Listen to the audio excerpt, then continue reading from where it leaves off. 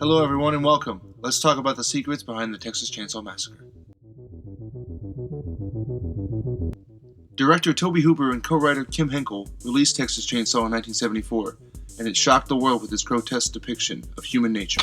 This movie has gone down in history to become a staple of the horror genre, being the first to have a faceless killer who uses power tools. Its influence still lingers today with 10 movies in its franchise, with the most recent release being in 2022. But where did this all begin? The budget was $60,000, but it ended up costing around $140,000. Adjusted for inflation, the cost today would be $2 million, which is astoundingly low. To find funding, director Tobe Hooper turned to his good friend Bill Parsley, who provided to him the original $60K. A long, grueling 31 days of filming followed in the Texas sun of August. Money was tight on set, and even tighter when it came to edit and pay the cast and crew. The rest of this movie did not come easy. By the end of editing, it was time to get someone willing to distribute the movie, which proved to be a tall order.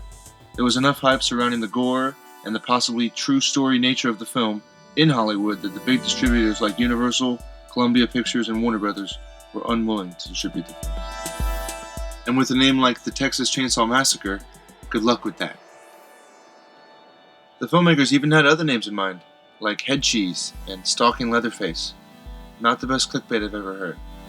But Warren Scarron, the head of the Texas Film Commission, ended up giving the film its iconic name. After its British release, it was actually banned because of the use of chainsaw in the name. It seems like he was scaring more than just America. Eventually, distributor Bryanston Pictures signed with Texas. Bryanston Pictures is run by Mafia member Anthony Periano and sons Louis and Joseph, and is also responsible for one of the most profitable indie films in history, Deep Throat. Yeah, that's right. The same distributor for the Texas Chain Saw Massacre also released tons of smut films. As it would turn out, Bryanston Films was effectively a money laundering tool for the Colombo crime family of New York, one that makes the Sopranos look like Boy Scouts, according to an actor from Chainsaw. After Texas Chainsaw grossed $30 million at the box office, the cast and crew were gearing up for some nice royalties. But due to the shady nature of Bryanston Films, they simply absorbed millions, and the cast and crew got checks for a few $100s instead. After everything was said and done, only $8,000 was split between the 20 cast and crew members, all thanks to the shysters behind Deep Throat.